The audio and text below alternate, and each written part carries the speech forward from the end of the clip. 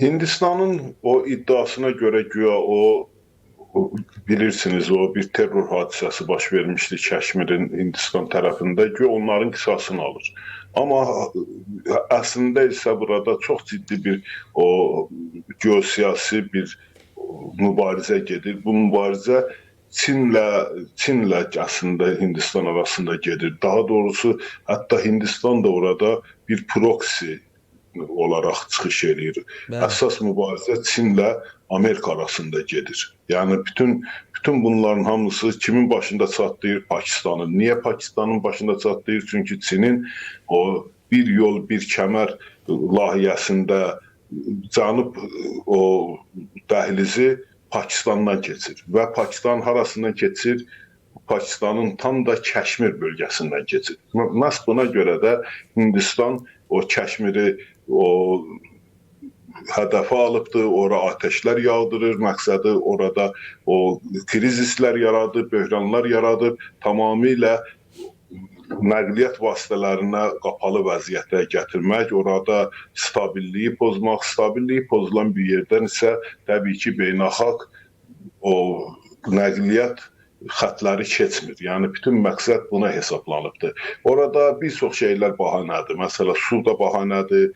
Orada nə bilim güya Hindistandan 3-4 nəfər adam ölübdür. O da bahanədir. Çünki burada indi o Hindistanda adam ölübdür. Onu öldürənlər terroristlərdir. Bunun o Pakistana nə dəxli var? Yəni deyək ki, hər bir o müsəlman bir adam öldürsə, bir adamı qətlə yetirsə, onda müsəlman dövlətlərmi bu məsuliyyət daşıyır? Deyək ki, bir Azərbaycanlı gedib Rusiyada bir Rusu bıçaqlayıb. Buna görə Azərbaycan dövlətimi məsuliyyət daşıyır. Eyni şəkildə bir Pakistanlı, deyək ki, bir radikal Pakistanlı və yaxud bir radikal müsəlman, üstəlik onların o Pakistanlı olub olmadıqları da bəlli deyil. Deyək ki, bir müsəlman gedib bir Hindunu öldürəcəksə, buradan bütün müsəlmanlar mı məsuliyyət daşıyır və yaxud bunun o Pakistana nə dəxli var? Yəni bütün bu sualların təbii ki, cavabı yoxdur. Niyə cavabı Hörmətli yoxdur? Heydər bəy, bir haşiyə çıxmaq istəyərdim. Çox üzr istəyirəm, sözünüzü kəsirəm.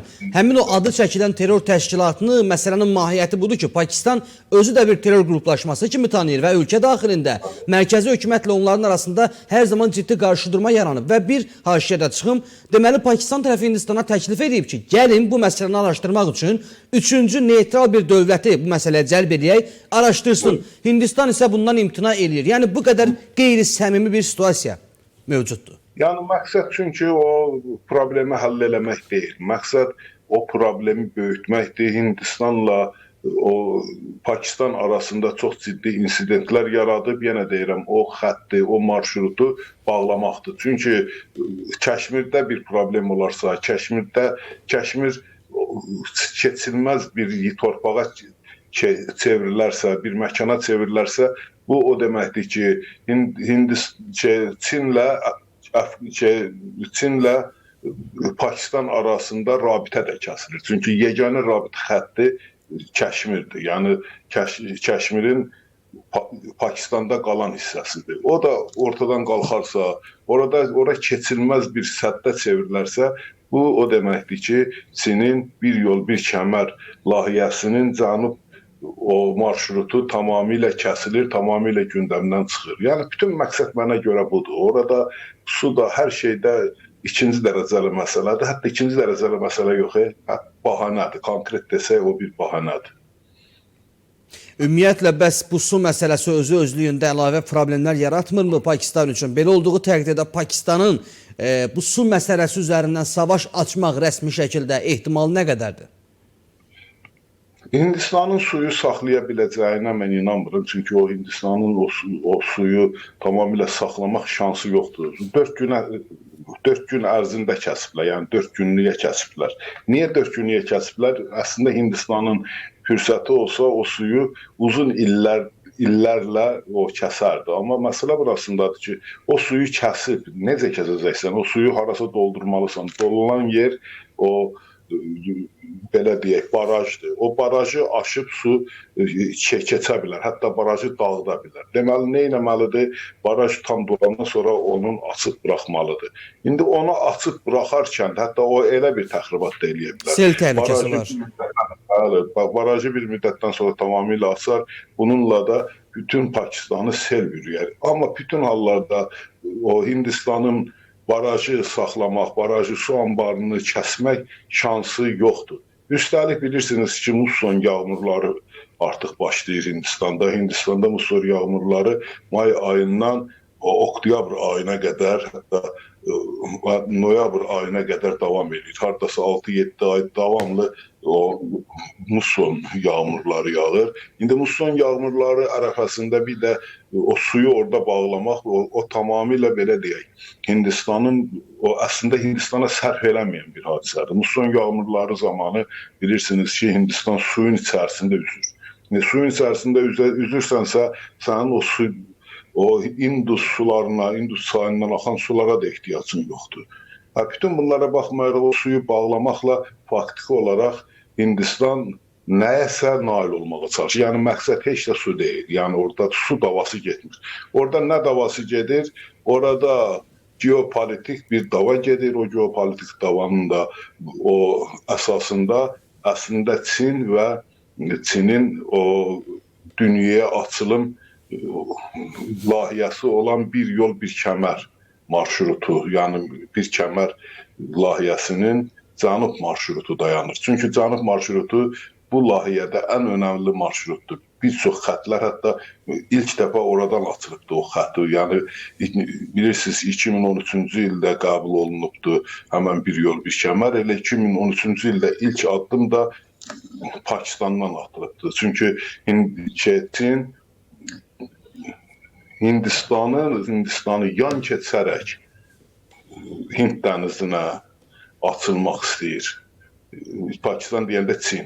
Çin Hindistanı yan keçərək Hind dənizinə açılmaq istəyir. Bunun da yolu təbii ki Pakistandan keçir. Pakistan üzərindən o rahatlıqla Ərəb dənizinə, Ərəb dənizindən də o istənilən o belə deyək, o dənizləri açıla bilər, xüsusilə də Hind okeanına bitişik bütün dənizləri açıla bilər. Yəni, məsələ budur.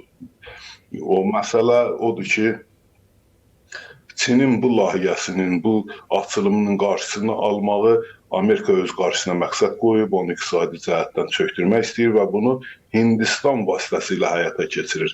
Hindistan bilirsiniz ki, o bir neçə, belə deyək, hətta Hindistanda keçirilən bir baharat, o bir G7 zirvəsi oldu 2023-cü ildə. Orada qərara gəldilər ki, Hindistandan o bir marşrut açılacaqdı, yeni bir marşrut açılacaqdı, nəqliyyat, o kommunikasiya əlaqəsi açılacaqdı.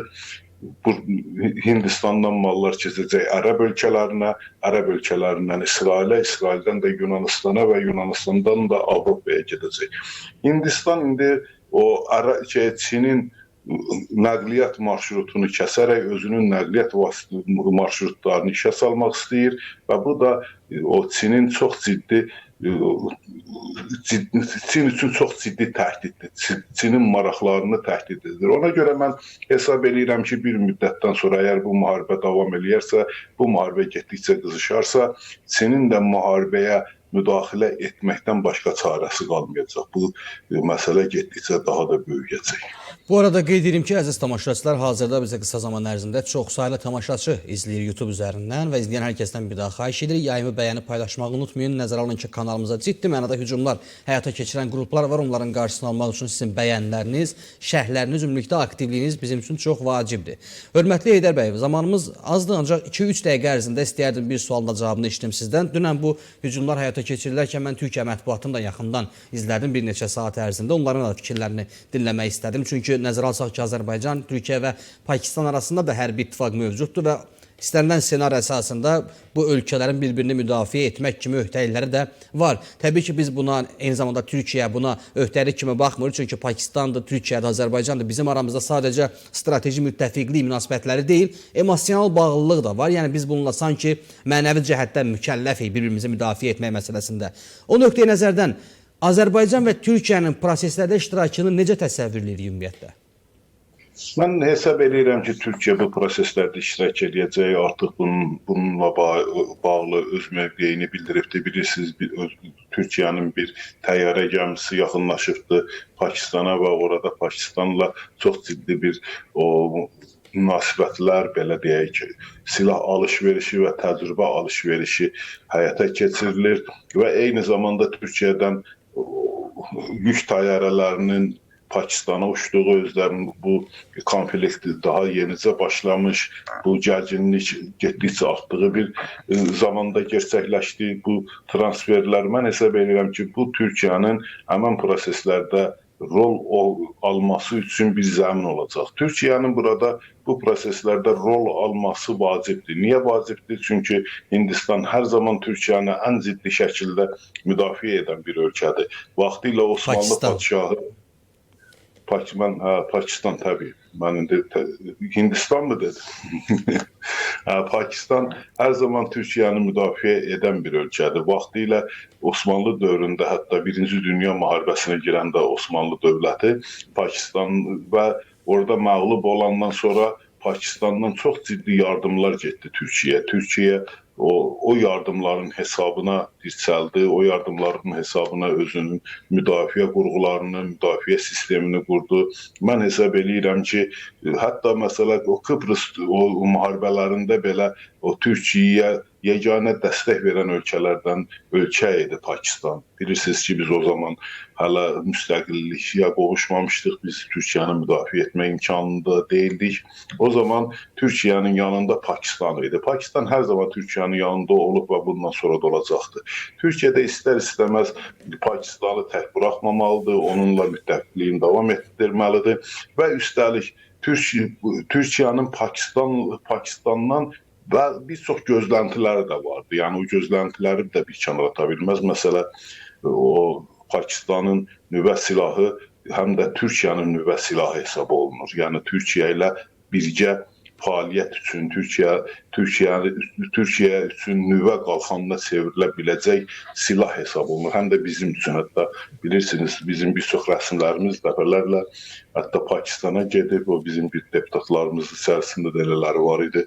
Pakistana gedib nüvə haqqında, nüvə yardımı haqqında danışa biləcəklərini ifadə edib seçicilər və özünü o cür təqdim eləmişdi. Yəni bu nə deməkdir? Həm Azərbaycan, həm Türkiyə yeri gələndə öz ümidlərini də o Pakistanın nüvə silahlarına bağlayır. Bu mənada həm Azərbaycan, həm Türkiyə Pakistanı da tək buraxmamalıdır. Təbii ki, indi bizi kəramətə bağlıdır. İndi bizim gücümüz nə qədərsə o qədər dəstək görə bilərik. Amma bütün hallarda biz özümüzü və o Pakistana yaxınlığımızı, dəstəyimizi ifadə eləməliyik, göstərməliyik, nümayiş etdirməliyik. Aydındır, hörmətli Heydər bəy. Sizə təşəkkürümüzü bildiririk. Minnətdarıq vaxt ayırdınız, iştirak elədiniz. Çox sağ olun bəy.